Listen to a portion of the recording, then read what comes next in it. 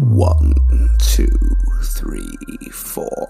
1, 2, go!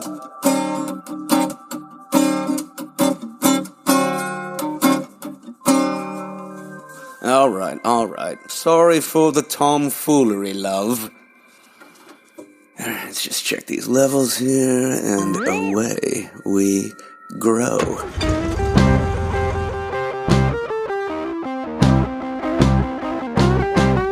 So many answers we may never know.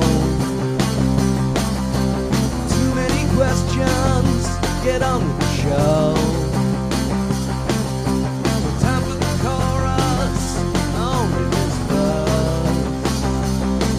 It's Kubrick's universe. All right.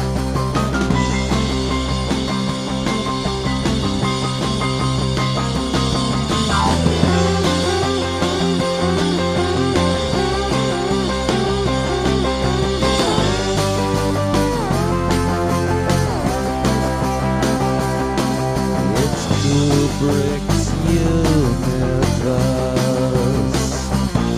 Open the podcast doors, Hal.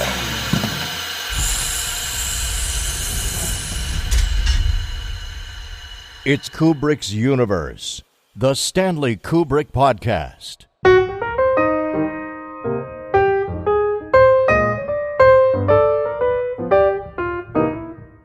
Hey gang, and now for something completely different. Think of this as peering out from an EVA pod window to an angle of Kubrick's universe you've likely never glimpsed before. Mike Kaplan is a film producer, documentary director, actor, award-winning poster designer, marketing strategist, and songwriter. He has been a close associate to many visionary filmmakers including Robert Altman, Hal Ashby, Lindsay Anderson, Mike Hodges, Alan Rudolph, and Paul Thomas Anderson. He directed the documentaries Luck, Trust, and Ketchup, Robert Altman in Carver County, which showed Altman's filmmaking technique for the first time, and Never Apologise, Malcolm McDowell's tour de force performance documentary about Lindsay Anderson, an official Cannes Film Festival selection. As an independent distributor in the UK, he released Barbet Schroeder's The Valley, Obscured by Clouds, which had over 400 playdates in England, a record for a subtitled film at that time, as well as Jack Hazan's A Bigger Splash, featuring David Hockney, which played for a year in London, setting house records and establishing a day and date release pattern for what became known as art films. Wearing his strategist hat, he rescued Mike Hodges Croupier from video oblivion as it became the most successful and acclaimed independent film in the United States. But wait a minute, this is Kubrick's universe. So what's the angle here? Well, perhaps Mike is best known for conceiving the Ultimate Trip Starchild campaign for 2001: A Space Odyssey, and his subsequent work on Clockwork Orange when he worked directly for Stanley Kubrick. Mike tells us how he got started in the advertising, publicity, and exploitation, or APE, department at MGM in the mid-60s, along with the epiphany of his first experience seeing 2001 just before its initial release, his encounter with Stanley Kubrick in the projection booth on opening night in New York, rumors that the Beatles wanted to write a song for 2001, Kubrick asking Mike himself to write the promo song, which he did, and other tales of Hollywood during its second golden age. Stephen Rigg and Mark Lentz conducted the following interview. Enjoy.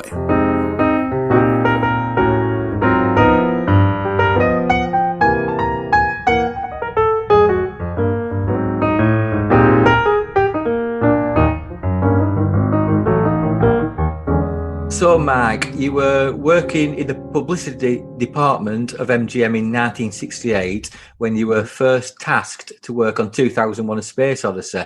Firstly, how did you get the job in MGM, in the marketing department, and what had you been doing prior to that? I mean, you must have been quite young.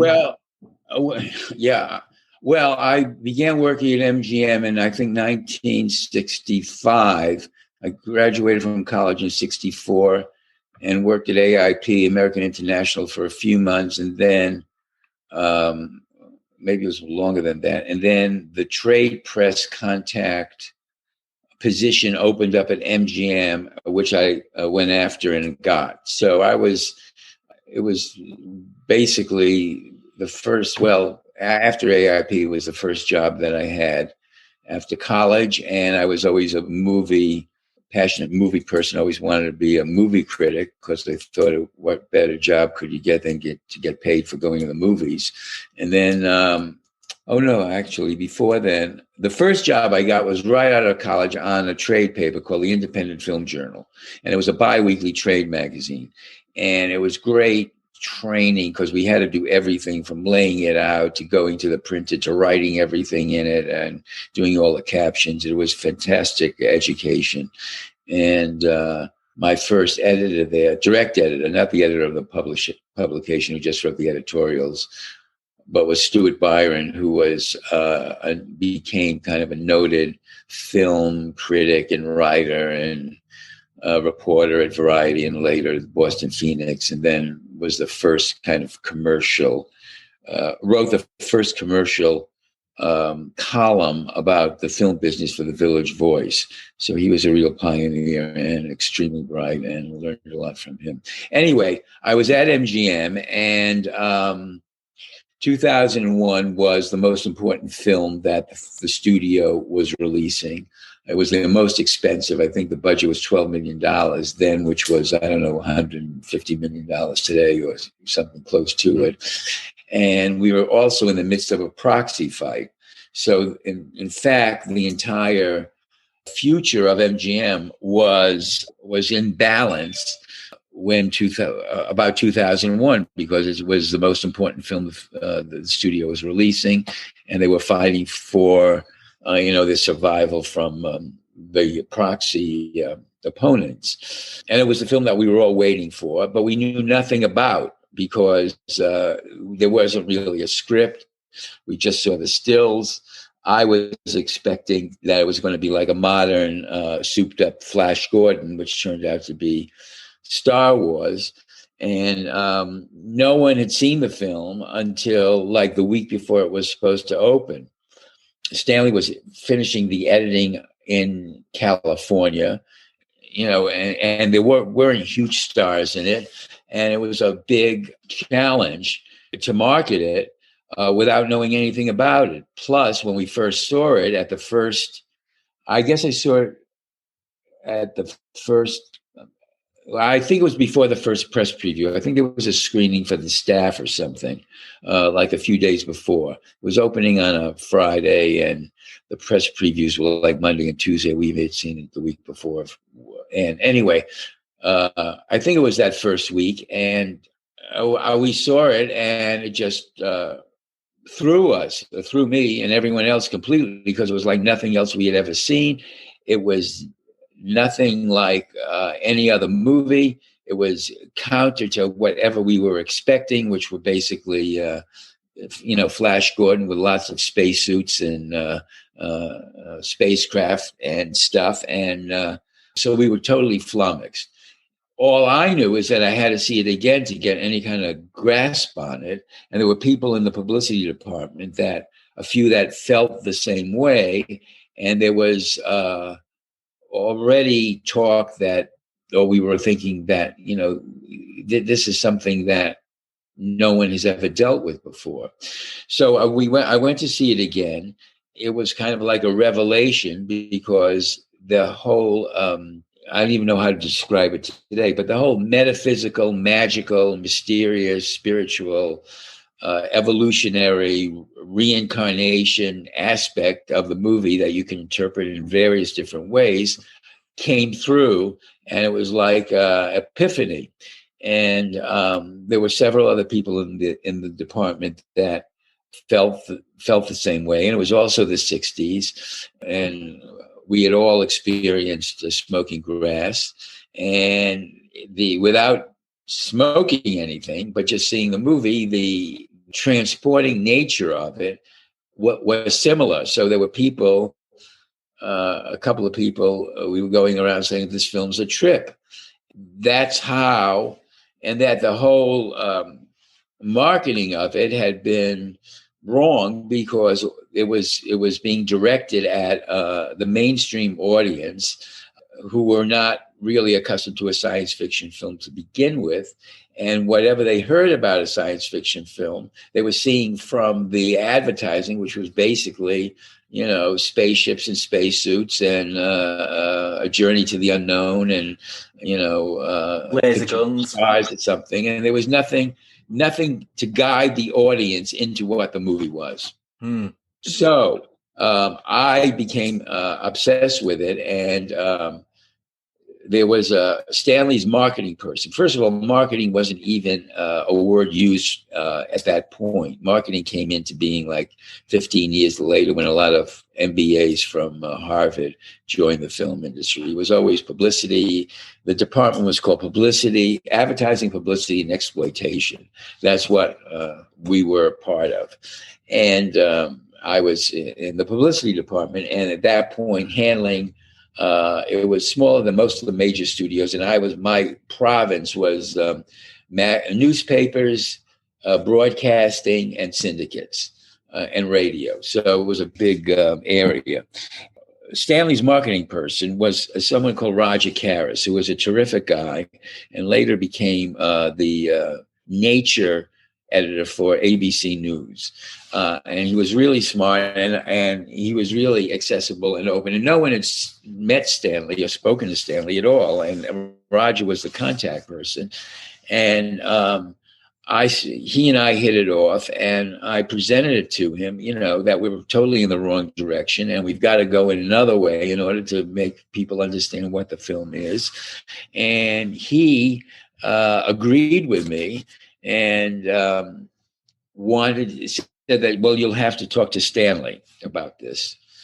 And so I was, pumped up and nervous about having to meet Kubrick. I was, I think, 24 or 25, and to tell him that he had positioned, the entire film was positioned the wrong way. And by that point, there had been a couple of press previews, and the press was totally flummoxed by it. Most of the people dismissed it. They said it was long and boring, and what's going on, and there's no plot, and blah blah blah, and whatever. So we were in dangerous territory because the critics at that point were much more important than they are now. And in fact, the critics' names used to be on the marquee instead of the actors, and with a quote from them. That's how important they were, particularly the ones out of New York who controlled everything else around the country or set the tone. So, and we were in deep trouble there, and I knew that immediately. And so we've got this huge movie, which already I'm thinking is, one of the greatest films ever made, if not the greatest. And no, the audience doesn't know what to do with it. And the studio doesn't know what to do with it. And Stanley was controlling everything and had that right, as he should have. And so Roger said, well, you have to meet, you'll have to talk to Stanley about this as soon as possible. It was the third screening. We had two press screenings in New York. And then it was the night of the New York premiere with the big red carpet and everything, which I think is the last time Stanley ever went on the red carpet. And I was brought in to meet Stanley in the projection booth of the Capitol Theater at the showing of the New York premiere while people were walking out, even in the beginning. And it was a totally unreal situation because the Capitol at that point was going to be torn down after the first month's run of 2001. It was the Roadshow theater for MGM, and the previous film there was The Wonderful World of the Brothers Grimm. So the whole lobby had been set design so that you weren't walking through like magical gardens and over little bridges like you're in a fairy tale or something. So that's what you walked into. And that's what I had to walk through going into the projection booth to meet Stanley Kubrick. So I go into the booth, and Stanley is by one of the projectors in his tuxedo with his bow tie undone, kind of leaning next to it with one of the editors. And Roger introduces me, said, "This is Mike, who I've told you about." And I put out my hand to shake his hand, and he won't shake my hand. And I said, "Okay, I'm going to be in trouble here." And from his point of view, he has this kind of long-haired publicist coming in to tell him that his entire campaign is wrong, and he's immediately questioning my validity to even, speak about this. Yeah. So we look at each other, and the first thing that he says to me is, "Why doesn't Pauline Kael like my movie?" Now, Pauline Kael was the most intellectually, I don't even know intellectually, she was the most influential, not even influential, but intellectually important critics in New York, although she wasn't the most important critic. She had a certain reputation because she was a very provocative writer, and she wrote for The New Yorker and had gained this credibility, which I think is totally overrated, but that's who was the leading critical light among the intelligentsia and among the opinion makers at that point. Now, Pauline Kael was someone that wasn't in my purview of who I handle. I was in broadcasting, newspapers, and syndicates, and print. And so I read her occasionally. And I always felt that I knew her a little bit, and always felt she was condescending. And I liked her writing if I liked the movie that she was talking about. And if I didn't like it, there was no point in ever even discussing it with her. And so just by luck, I always followed the 10 best lists of the year from all media as part of my marketing duties, I felt. And so the question was in the air: why doesn't Pauline Kael like the movie? And I knew she didn't like the movie for various reasons, but I didn't know why. She hadn't written anything, and she's not going to tell you about it. And that's what he's expecting me to know about immediately. And so he says, so the question is, why doesn't Pauline Kael like my movie? And I said to him, and I don't know how I ever did this, but I said to him, because she felt the Bible was the best film of the year. And when I said that to him, he looked at me, and it broke the ice. And there wasn't any, it was like a chess move almost. And it was like checkmate. So from that point on, I had the forum to tell him what I thought about the movie and what had to be done. And he basically agreed. So, and so I said, he said, what can you do? And so we've got to get into it and reversing the critics and positioning it in a way that it's opening up people's eyes in ways they haven't looked at things before. And I don't remember exactly the conversation. I just remember the Pauline Kael line because it was like one I'll never forget, and how I ever figured that one out, I don't know. So anyway, I was in the booth throughout the movie, and Stanley, came out at the end to see Christiana and walk her out to the theater, and then I think they had the party.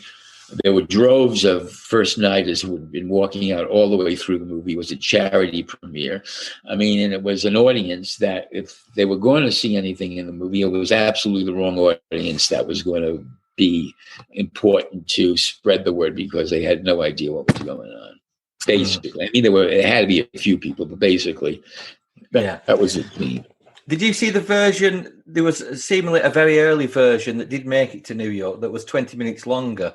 It was 19 minutes longer. Played the first week. That's another. I don't know how much I want to, or if I want to get into it at all, but I've been trying to get that 19 minutes restored for a long time, and it's racked with problems whether or not it exists and how it could be reconstructed.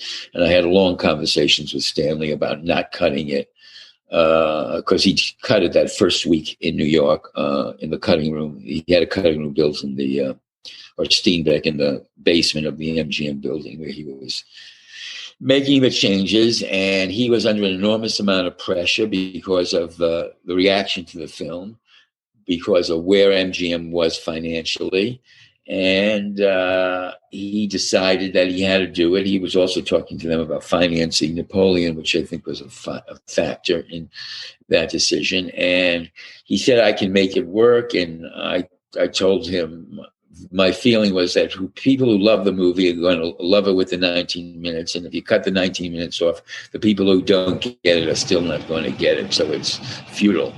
But he did it. And, we had serious discussions about that. And he did a great job in certainly in taking those 19 minutes out.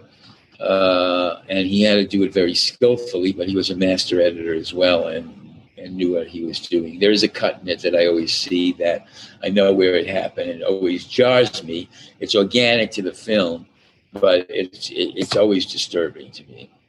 Where is that cut, Mike? I'm not going to tell you.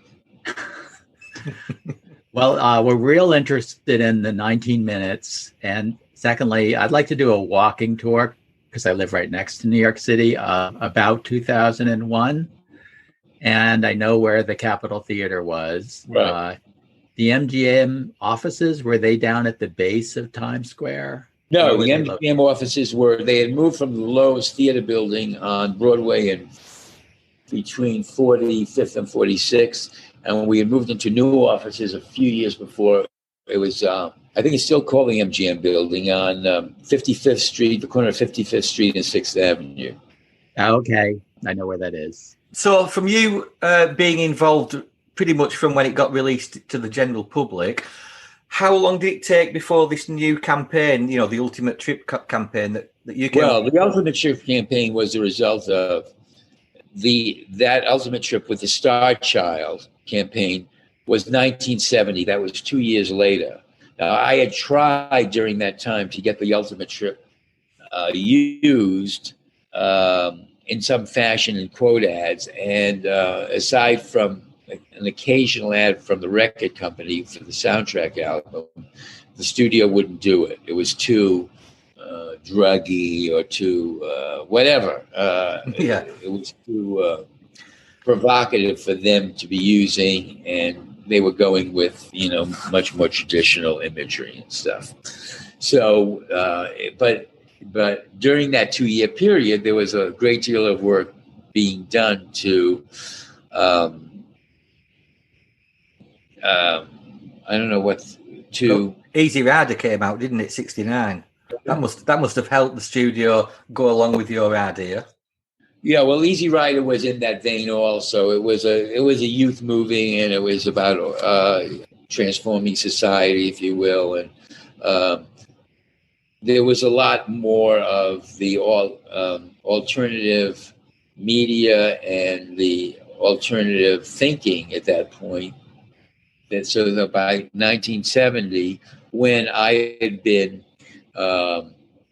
promoting the film in ways that were calling attention to what it was talking about, and I had like a 40 or 50 page copy of all the reviews, both positive and negative, that I would be sending out to the various press to stimulate them into writing about the movie and the controversy. And there was a New York Times piece which I was involved in, the Sunday piece, which was important at that point, of course, saying, I think the headline was Our Hair in 2001, The Wave of the Future.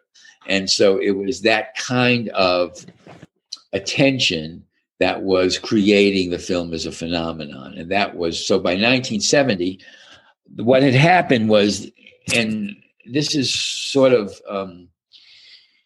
serendipity, I guess, is that in New York, the business in New York was always marginal. In some cities, it was not good at all. In other cities, it was terrific, like Seattle, I think Dallas, and whatever.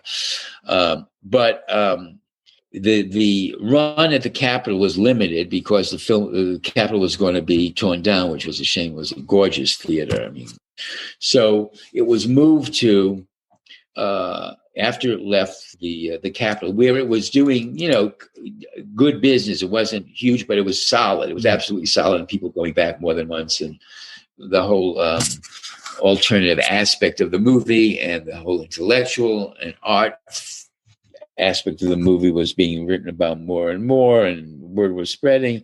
And so after it left the Capitol, it went to, I think it was the Astor on Broadway. And that was also a 70 millimeter house. But that I think so was at the Capitol for 3 or 4 months. And then it moved over to the Astor Theater because the Capitol was being torn down. But MGM was committed to open Ice Station Zebra at Christmas at the Astor because it was their only other 70 millimeter house. So 2001 had to leave. And so 2001 left the Astor where it was doing good business. In fact, Ice Station Zebra opened, which was a very iffy movie to begin with. By the third week of Ice Station Zebra's run, it was performing lower than what 2001 had done in the third month of its run at the Astor. Right. It went on what was called then a showcase break, which went into the suburbs and in the best theaters. And I don't know, there were 10 of the best theaters in the boroughs, or I forgot what it was called. I think it was Showcase. But it was in 35 millimeter. And the performance of the movie in 35 millimeter was far below what the comparative roadshow releases were when they went on the showcase. So I was doing a lot of research on that. There were no computers at this point. I mean, there were the old computers where you had the tape coming out, and it was a lot of hard work. It's not like these things anymore. So I did a memo saying that the reason that the film is not doing the business that the other roadshows would be doing, like Sound of Music or Lawrence or Arabia or whatever, is because the people don't want to see it in 35 millimeter. They want to see it with all the bells and whistles like it should be shown. That's the only way it should be shown. So that was something that I was working on for months. And Stanley knew this and naturally supported it and of course wanted it to happen. And so after... I guess it was by Christmas of that year or whatever, between 69 and 70, or in January, my boss came to me and said, okay, we're going to bring 2001 back. Ooh. And I wanted to change the campaign at that point, but they wouldn't hear of it because it was going to cost too much money. But 3 weeks before the film opens, Mort Siegel, who was he became the head of the department at that point, came in to see me, and he said, okay, they've agreed to change the campaign. What's it going to be? Now, that's the first time that had happened. And for some reason I said, it's use the Star Child and nothing else.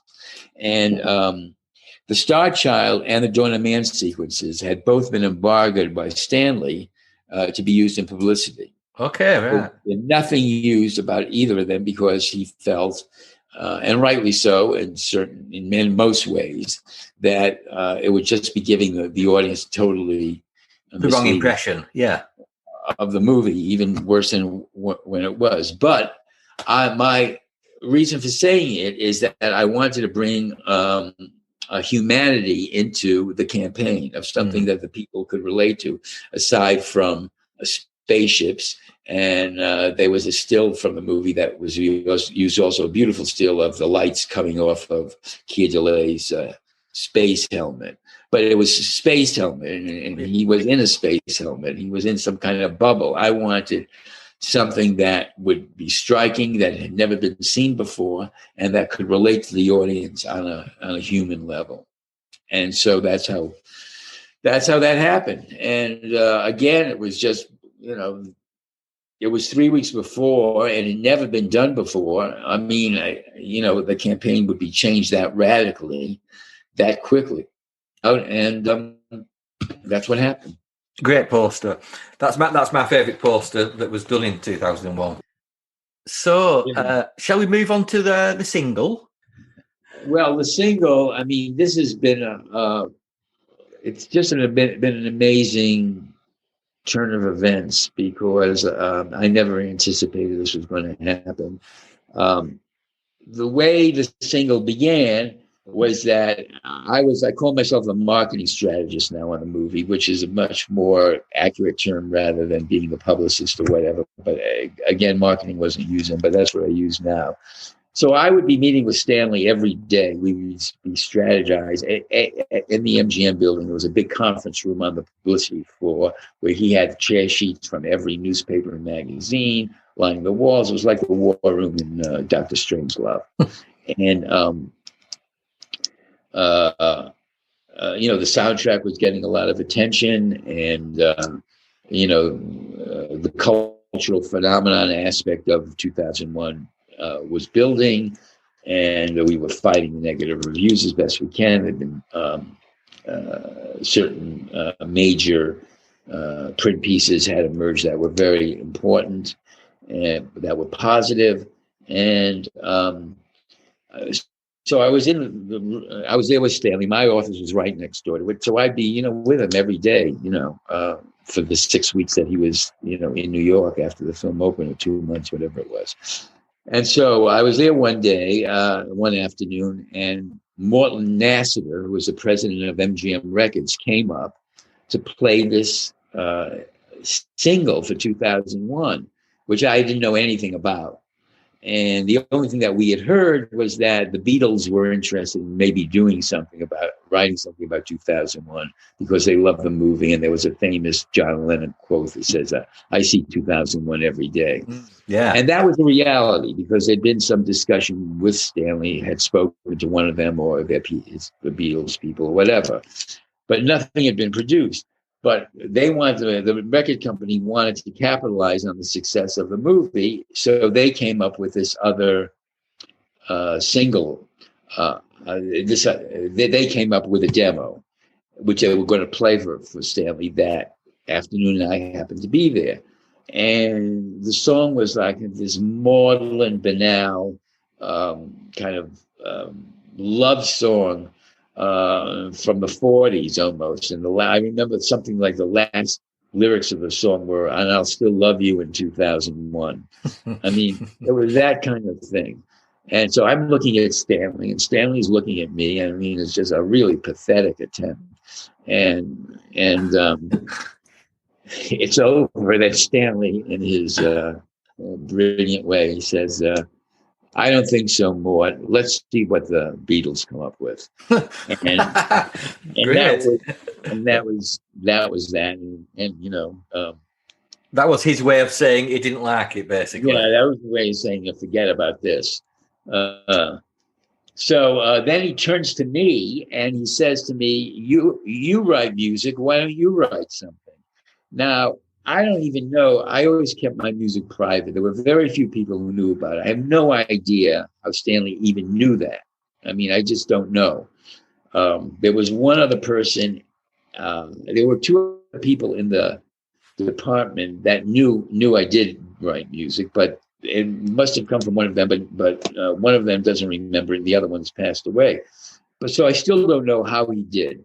And I was really flummoxed by it. I didn't know how to respond to him, because I said, well, what I write, first of all, the idea of having a single for 2001 seemed to me to be preposterous to begin with. I mean, how are you going to write a pop single about 2001? I mean, it's an impossible challenge.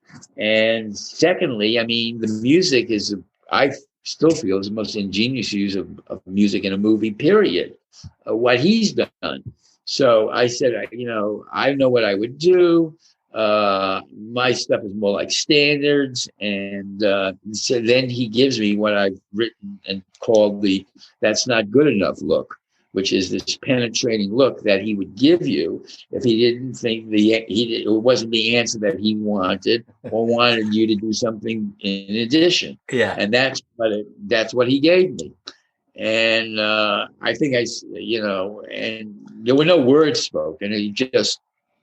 It was like this beam coming directly out of his eyes. And so I don't know what I said. I said, well, I'll have to think about it or something. And I basically put it out of my mind, but he had planted the seed.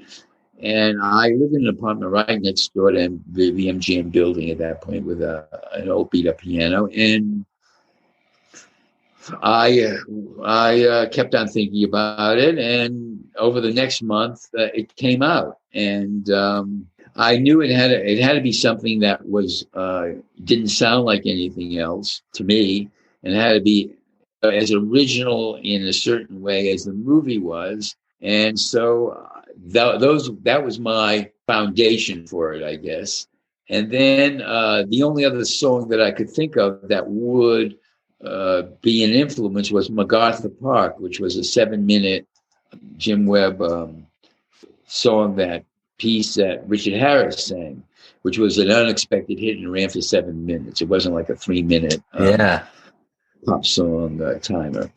And so that was what I was aiming for, to do something as original as that, but for 2001.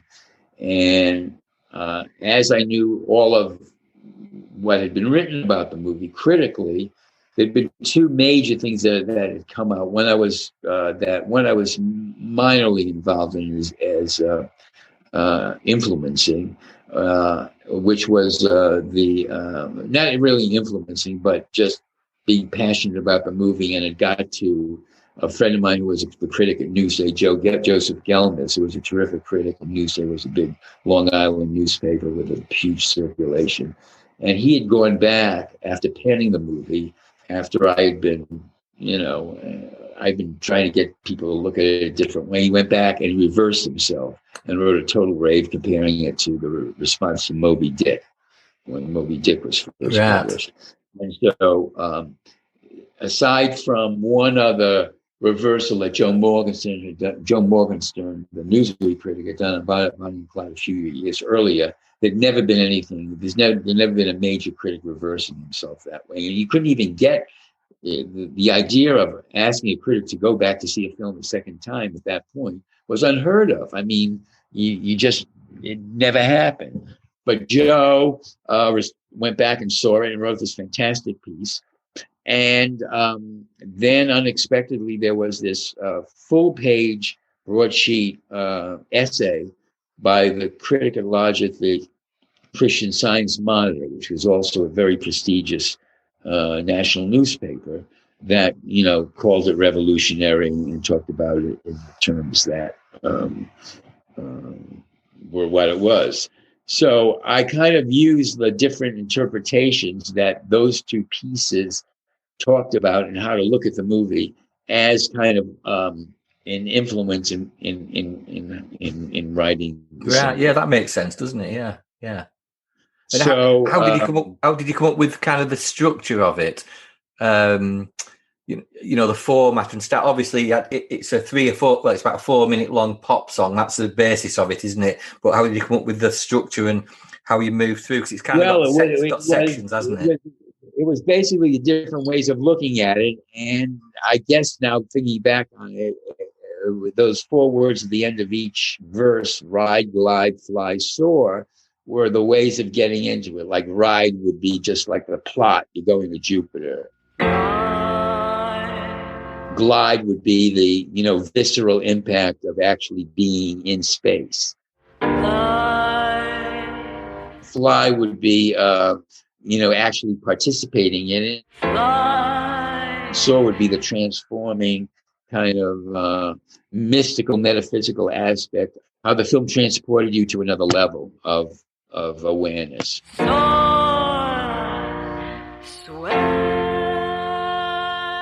So that's how it was formed. But it was those two pieces, Joe's reversal and the Christian Science Monitor essay, that influenced me to structure it that way, I guess. Well, talk us through kind of the recording process. I believe you played piano. That's your piano playing. We obviously had the lady vocalist. And was it a harpsichord that we heard on there as well? It was a harpsichord is that night. All this was, I was, my girlfriend at that time was Audie Marks, and her brother Ira had been in, and maybe was still in a group, a folk music group that played on the East Coast and in Canada.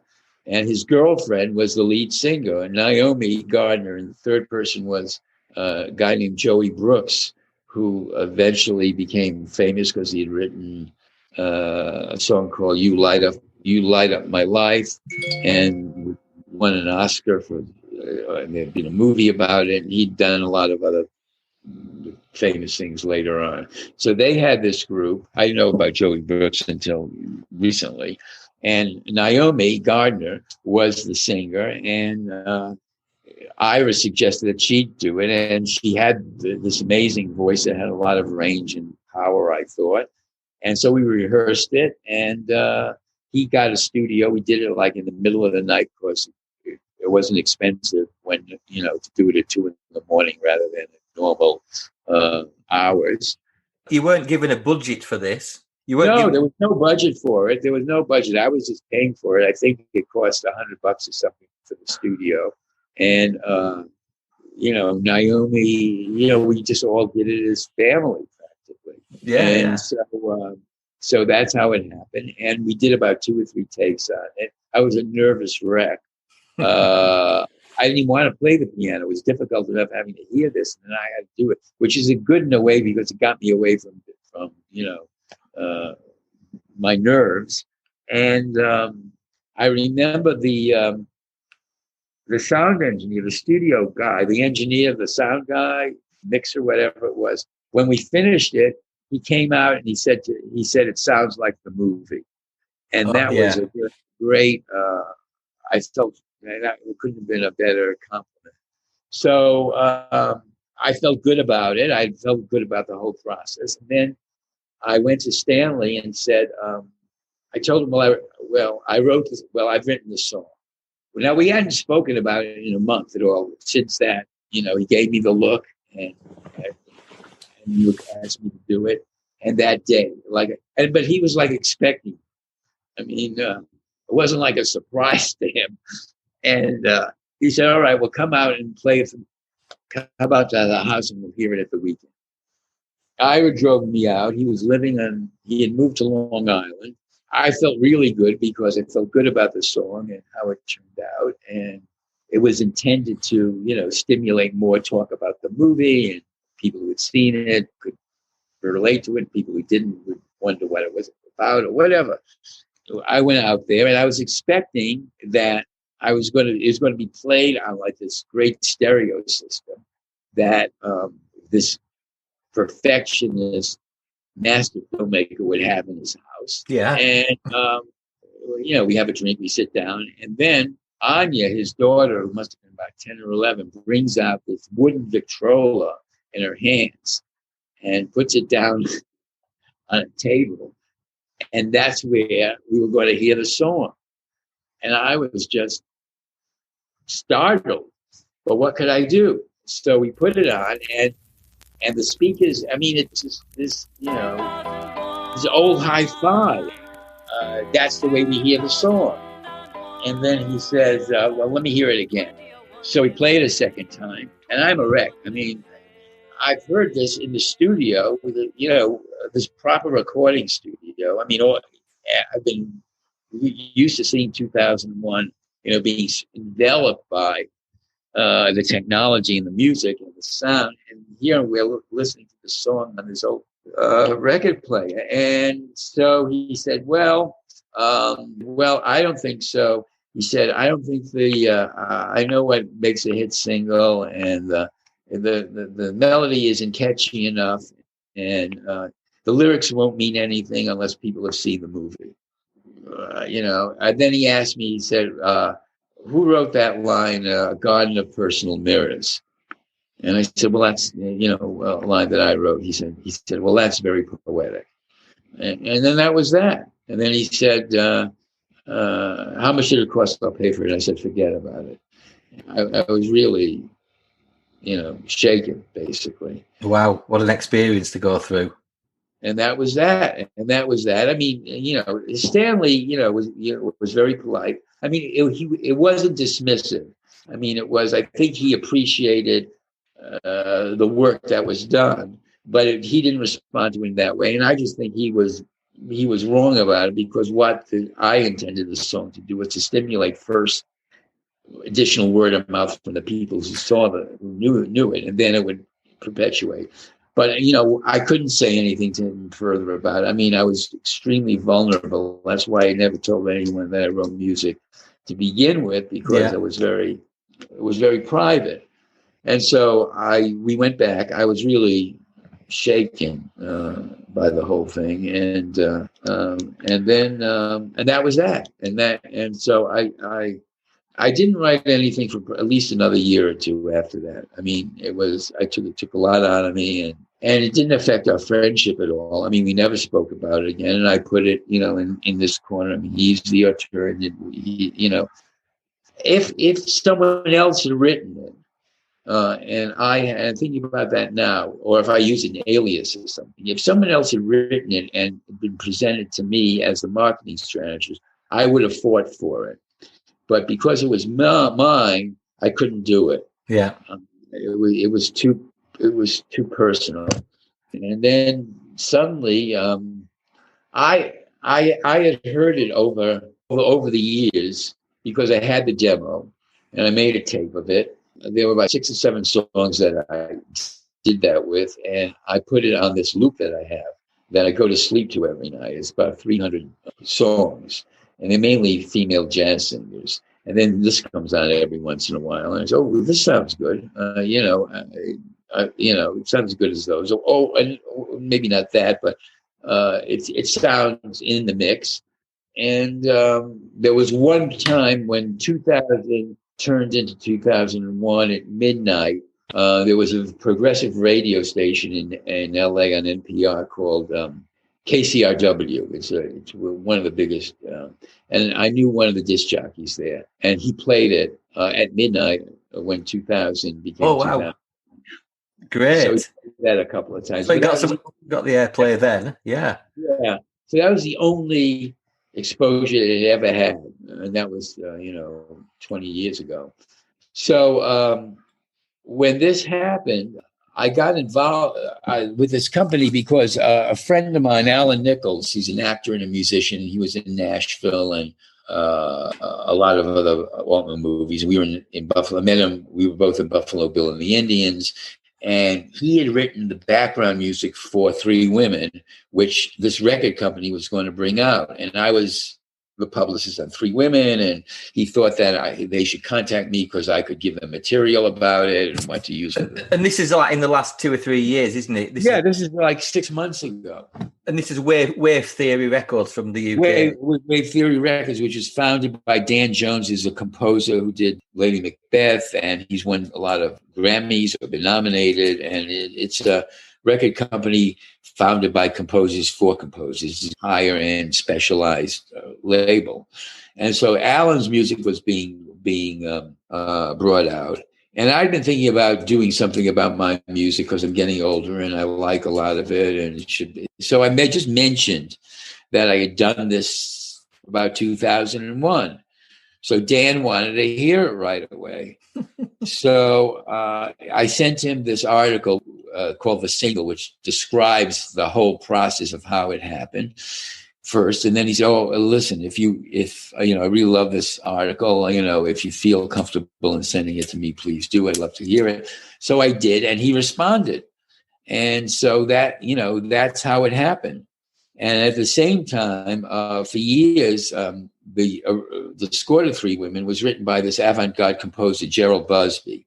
And it's got a real following. It was never been released. And I got involved over the years once or twice with trying to get it out. And Dan absolutely loves that movie, loves the score. And he's just released the score. We were able to get that out also. So, but it was just, again, out of the blue, I sent him the thing, and again, I was nervous about that because of getting reaction to it, but it's had some great reactions. It's had some great reactions, hasn't it?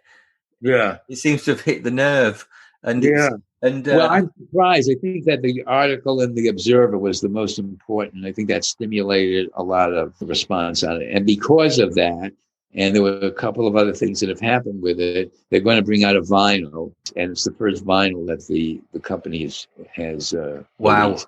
Well, that says a lot if they're willing to put it on a different format at this stage. Yeah. Well, I'll be looking for a copy of that because they've just released Eyes Wide, not that company, but a different company released Eyes Wide Shut on vinyl very recently. Oh, really? Just a small company with really nice packaging. It wasn't Warner Brothers, and there's a lot of Kubrick fans who are well into vinyl. I'm sure there'll be a few copies of that being picked up. Good, but it's just really thrown me for a loop. And 52 years ago, when I think about it, it's like yesterday because I can remember everything. But I'm the only one that thinks that way, and it's just I don't know. It's. I mean, it makes me think about everything about the movie and about mortality and all kinds of stuff that. This has actually happened after 52 years. Unbelievable. Would you like to introduce it now and tell us the title of it? The title is, originally I called it just 2001, the single. And then we couldn't use the single because of some kind of music industry rule that a single can't be called a single. A single is like a single or an LP or whatever. Okay. So we had to think of something else. So I said, well, call it Garden of Personal Mirrors. And that's the line that Stanley liked. And it sums up, the movie as well. And so it's called 2001, A Garden of Personal Mirrors.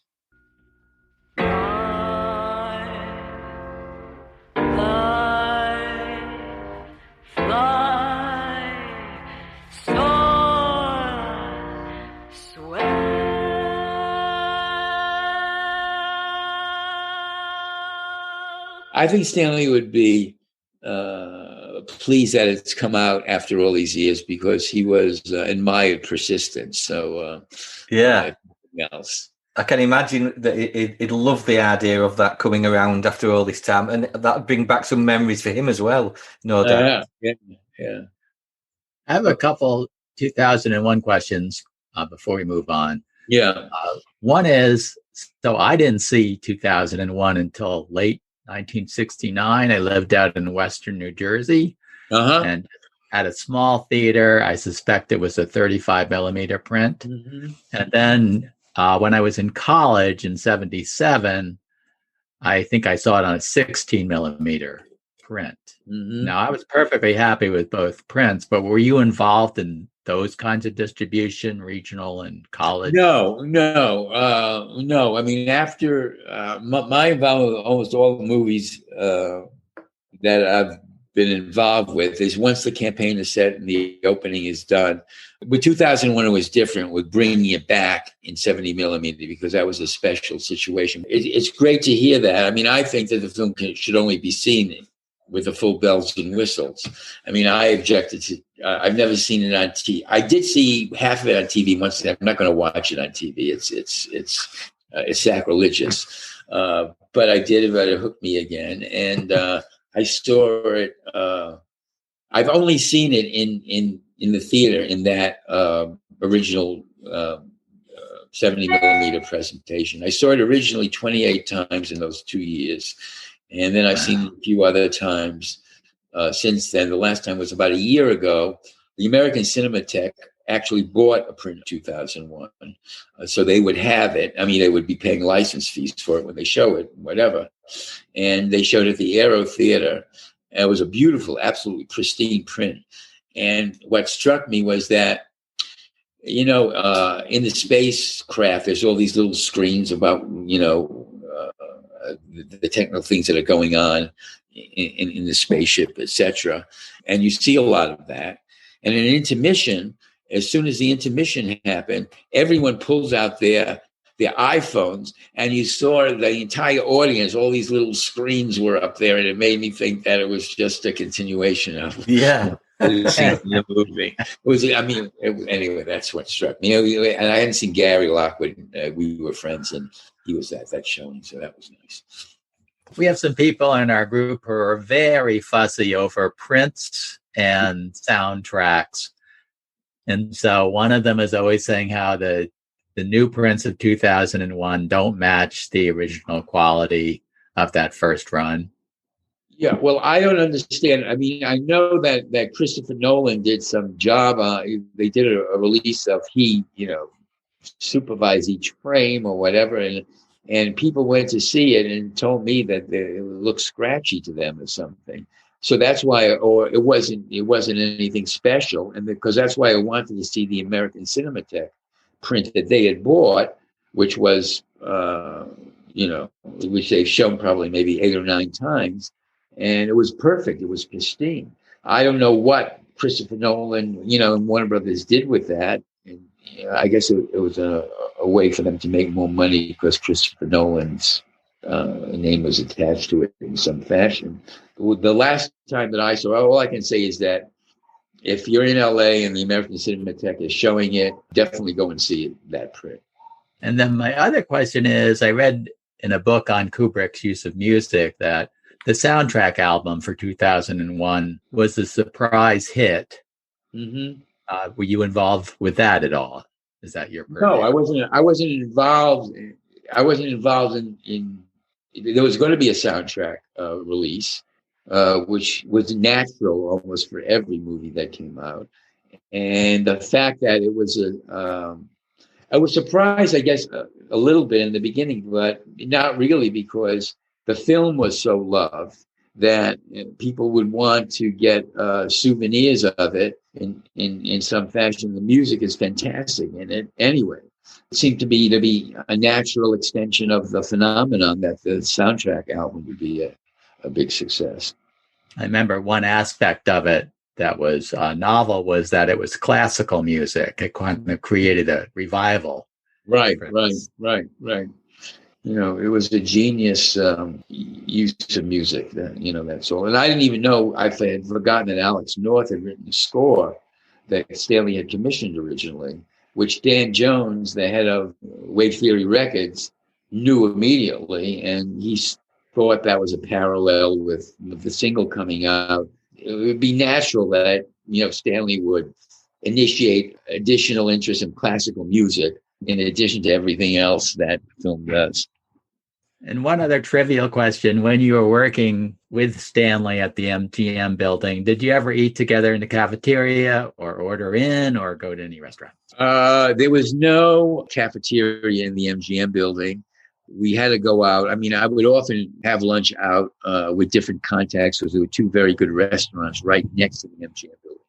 I never go there with Stanley because, it would take up too much time. And, he was not, it would be wasteful to do that. In fact, this is an interesting story I was thinking about the other day. When I worked on Clockwork in England for those 2 or 3 months, I'd eat lunch with him every day and the family. And then often when I'd be working late, we'd eat there. And he said to me, we had fish one day. I think it was filet of sole. And he said, now this is really easy to do. It's really healthy. It doesn't take any time. And, it's good for you. And he made, fried up some fish in like about 10 minutes. And he said, he didn't call it a secret. He said, you don't need anything else. And then you don't have to waste an hour eating or whatever. So he was always conscious of time and always being productive in what he was involved in. So taking out, going to a fancy New York restaurant for lunch, forget about it. We probably ordered in, sandwiches or something. Mike, we were just talking about True Cinerama, the 3-strip projection. Were you ever involved with any of that marketing? No. I think that I'm not sure about that. All the technical stuff, I'm not really an expert on. I believe that with 2001, I think Stanley looked at it that way and didn't like the separations between the 3 panels or something. But I'm not clear on that. I mean, I saw This Is Cinerama when I was a kid, and There was a Western, I think, done in Cinerama that I saw, but... Oh, the West was one. Yeah. It looks like they stopped doing 3-strip in 1963. So that was just before Stanley started 2001, I guess. They stopped doing it. Right. Yeah. I think he thought the 70s, the way he did it was much more effective and easier. Yeah. That's what he wanted. Mike, we had someone else who did see 2001 in the original theater in New York. And he's always maintained that curved Cinerama screen that they had was a different experience of watching 2001 than on any flat screen. I don't know. I mainly saw it in that theater. As I remember it, when it went to the Astor, I think it was the Astor, from that first move over, because the Capitol was being destroyed, I think the screen was similar to that. When I saw it once in Montreal in an IMAX theater, where the IMAX screen was like dwarfed the 2001 presentation. And when we relaunched it in '70 at the Ziegfeld, that screen was not as impressive as the first one, but it was still spectacular, but it wasn't quite the same dimensions or perspective.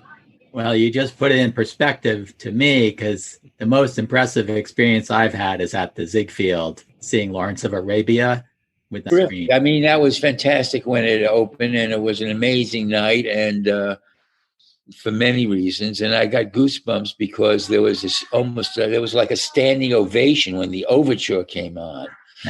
I mean, it was just, I wish Stanley had been there then. It was 360 degrees reversal of the New York premiere reaction. So anyway. That was the Ziegfeld opening? Yeah. Oh, great. Wow. Gives me shivers. That was in March of 70.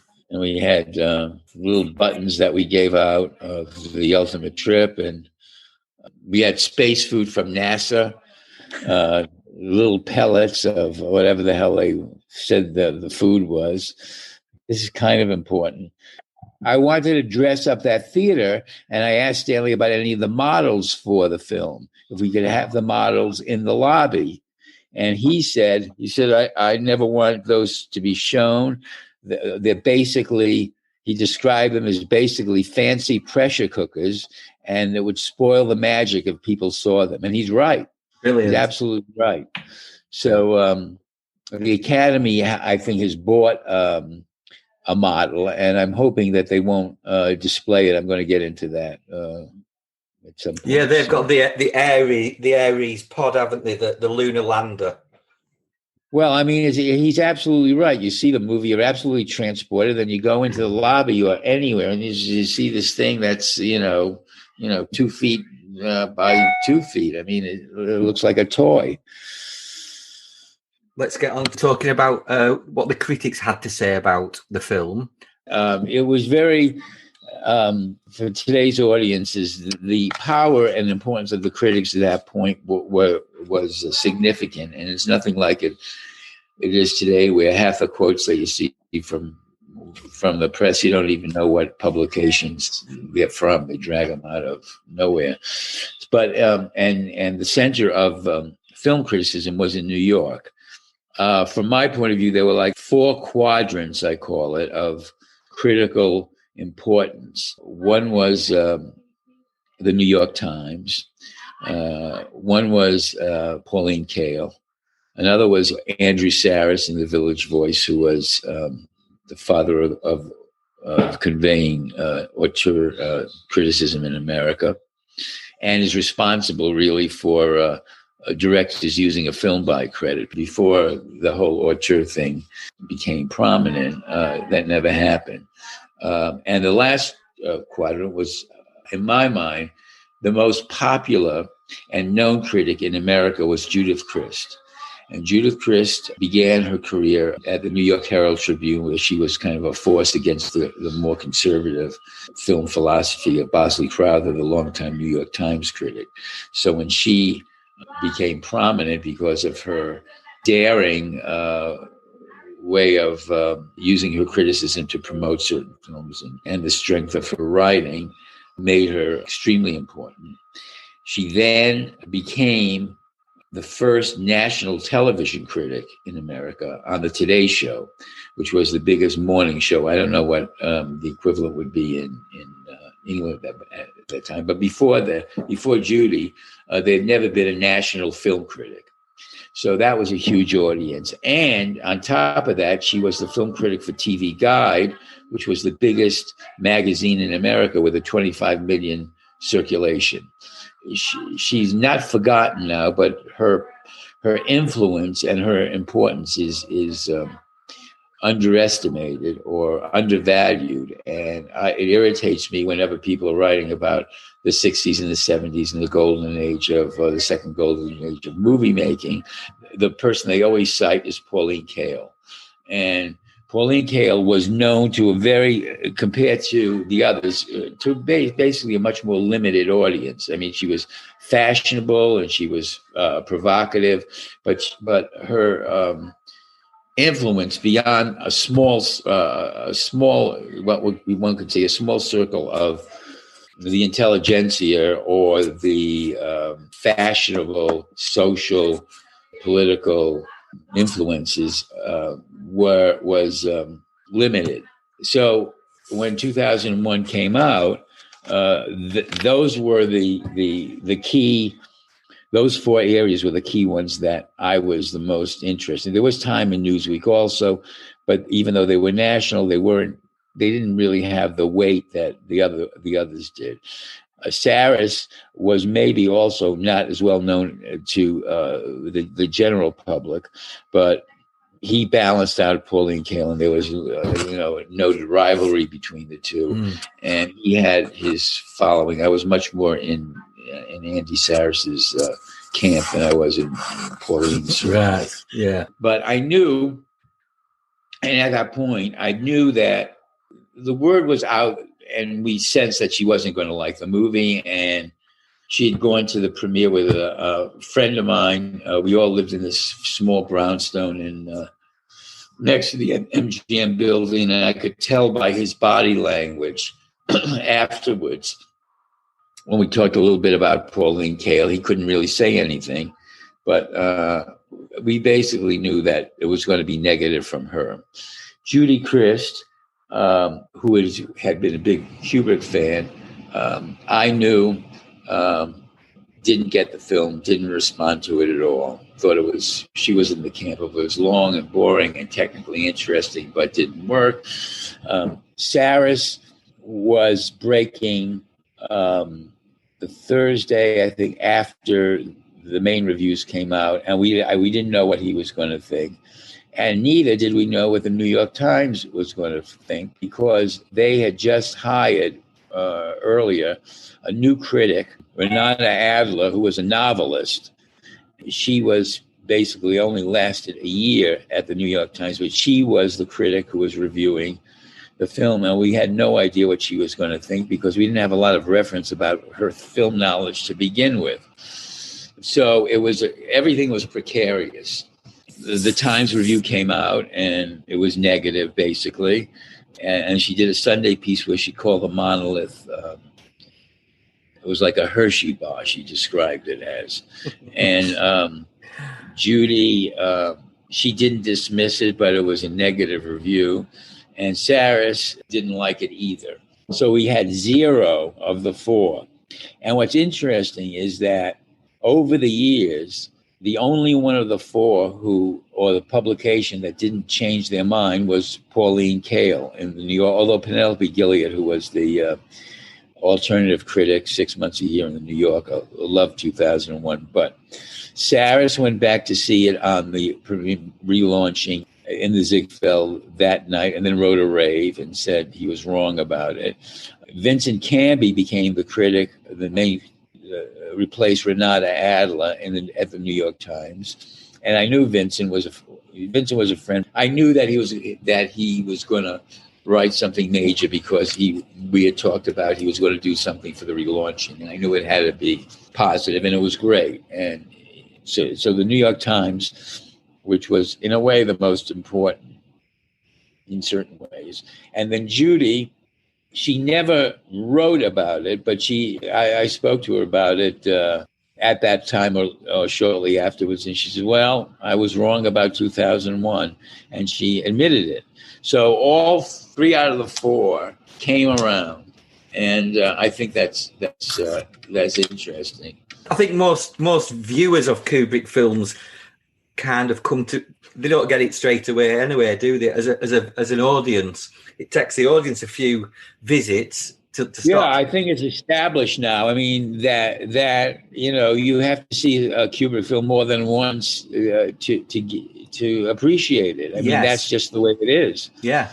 I mean, and so it's a multiple viewing experience, and but it wasn't that. At that point, for anyone to go back a second time, certainly the critics, or even the public, to see films more than once was a rarity. I mean, there were certain ones that people loved and saw over and over again, but it wasn't part of the culture as it became, as it is now as well. Yeah, and I think 2001 was probably his first film that warranted repeat viewing, but all the films after that were also the same. The films before weren't, you got Paths of Glory on the first viewing, you got The Killing on the first viewing, but from 68 and with 2001 and everything that came later, they all demanded a second and third and fourth viewing. They all were, and they all were event movies. I mean, and they were all positioned that way, and it's true. I mean, all the way through Eyes Wide Shut, I've always had numerous discussions with people about the film the first time they've seen it, or any of those films. And Clockwork was certainly planned and choreographed as a major work. And when I screened it, when I set the screening schedule for the critics in New York, because there was a limited amount of time for them to see 2001 because of the print was available. It was a similar situation with Clockwork because the final print didn't come in until I think 2 weeks before or 10 days before. But the screening, the major screenings for the critics was set on the very first day that we could do it. I think it was a Monday afternoon or Monday evening. But with that invitation, I listed all of the other dates that they could come and see it as well.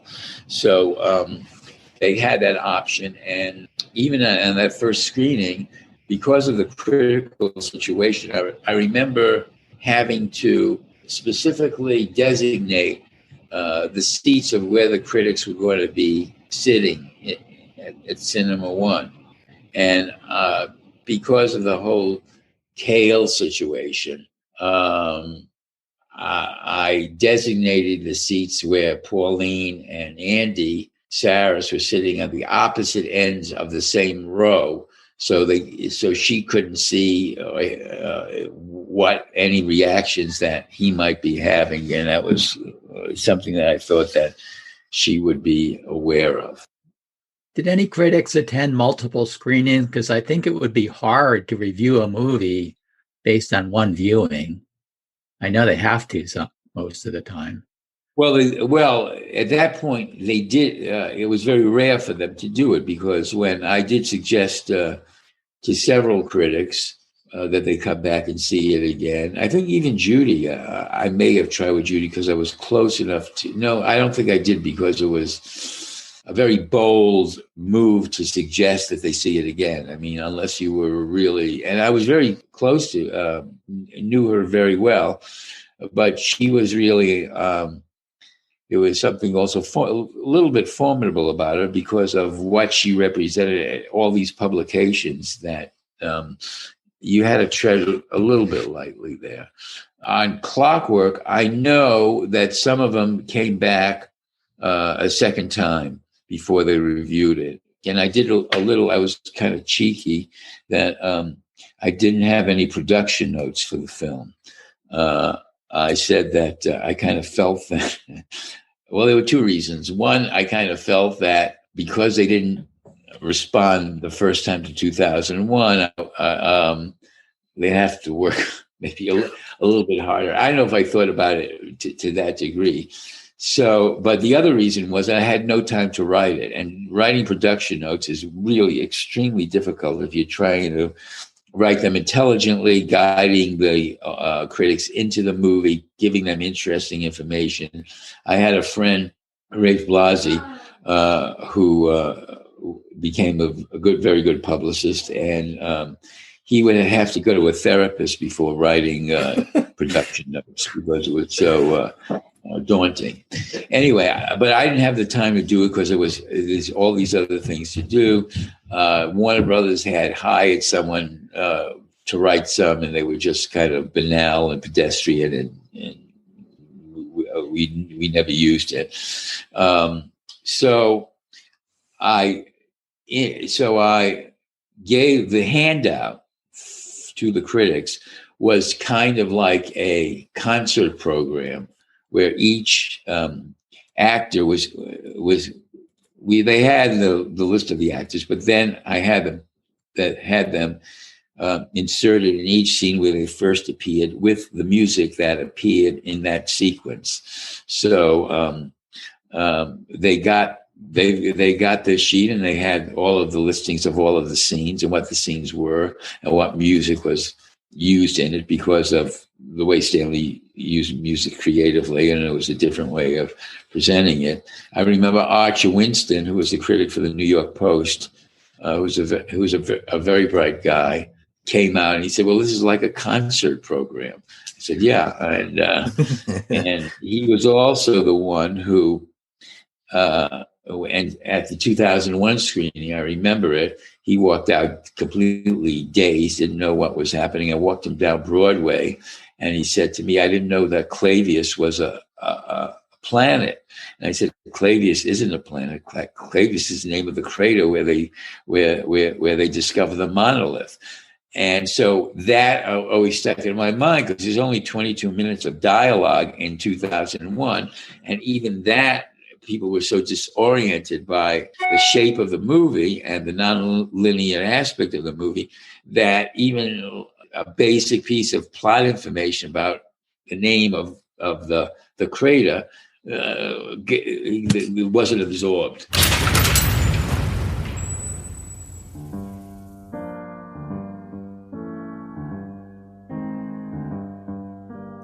We'll have more from Mike talking about A Clockwork Orange and other Kubrick films, as well as his time working with Robert Altman, Hal Ashby, and the Rolling Stones in a future episode.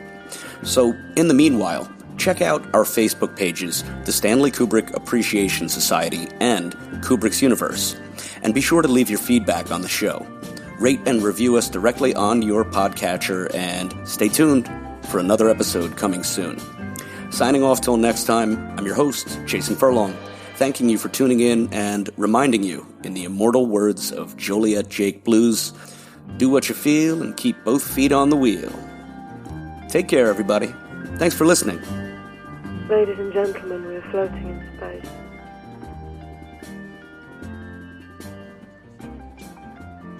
It's Kubrick's universe. We just live in it.